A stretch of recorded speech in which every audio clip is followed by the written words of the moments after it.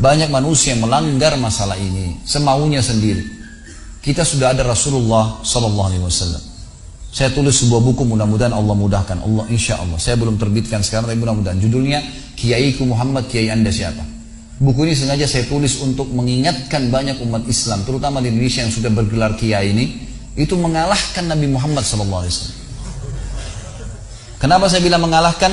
Dia buat ibadah yang dia mau sendiri. Ditanya, Pak Kiai, dari mana dalilnya? Nabi pernah kerjain nggak? Nggak pernah, tapi bagus. Loh, bagus ini harus di mata Allah dan Rasulnya, bukan di mata kamu, gitu kan? Nggak boleh sembarangan nih. Kalau orang bebas berbuat semaunya, teman-teman sekalian, semua ibadah yang tidak punya panduan wahyu Al-Quran dan Sunnah namanya bid'ah.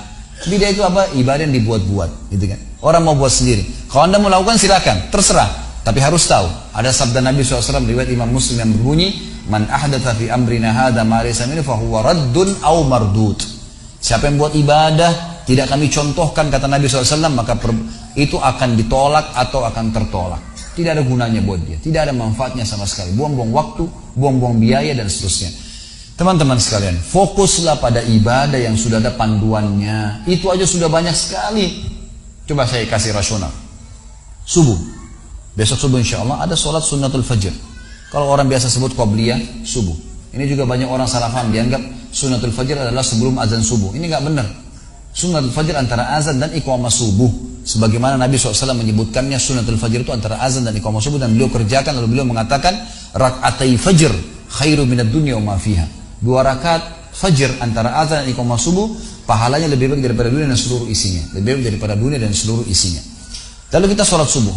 Setelah sholat subuh ada zikir pagi, gitu kan? Ada zikir pagi. Nabi SAW mengerjakannya. Lalu kemudian kita istirahat sebentar, sudah ada duha. Kita punya kesempatan kerjakan 2 rakaat sampai 12 rakaat. Baik, istirahat sebentar, ada duhur. Ada qobliyah duhur 4, ada duhurnya 4, ada ba'da duhur 4. Kata Nabi SAW, siapa yang menjaga 4 rakaat sebelum duhur dan 4 rakaat sudah duhur, Allah akan haramkan baginya api neraka. Baik, istirahat sebentar, ada asar. Ada qobliyah asar 4, ada asar 4, kemudian ada juga zikir sore. Kata Nabi SAW, semoga Allah merahmati seorang hamba yang selalu menjaga 4 rakaat sebelum asar. Sebentar istirahat ada maghrib, qobliyah maghrib 2, maghribnya 3, ba'da maghrib 2, kemudian habis itu isya. Sebentar istirahat ada isya, qobliyah isya 2, isyanya 4, ba'da isya 2. Sebentar istirahat ada tahajud 8 rakaat sama witir 3, kan gitu. Kemudian kembali lagi subuh. Ini padat sekali teman-teman sekali. Mana ada waktu karang-karang ibadah nih? Ini belum kita bicara majelis ilmu, belum bicara baca Quran, belum bicara jenguk silaturahim keluarga, jenguk orang sakit. Banyak ibadah yang ada perintahnya. Lalu kenapa mau buat ibadah yang tidak ada perintahnya? Ini untuk apa? Gitu kan? Habisin waktunya untuk apa teman-teman sekalian? Karena Nabi SAW sudah bilang, bukan kata saya, siapa yang buat ibadah tidak kami contohkan, tertolak, tidak diterima. Makanya Ali bin Abi Thalib tekankan definisi dalam masalah takwa, patuh pada Allah, ikutin perintah wahyu Al-Quran dan Sunnah. Diperintahkan kerjakan, tidak diperintahkan jangan dikerjakan. Sampai sebagian ulama mengatakan, siapa yang berani menambah ajaran Muhammad SAW, berarti dia menganggap dirinya lebih pintar daripada Nabi SAW. Oh, Nabi sebelum meninggal sudah menjelaskan kepada kita, tidak ada sesuatu yang kalian butuhkan untuk masuk ke dalam surga dan selamat dari api neraka kecuali sudah saya jelaskan, kata Nabi. Gak usah ditambah, gak usah dikurangin, kerjaan itu saja cukup. Gitu kan?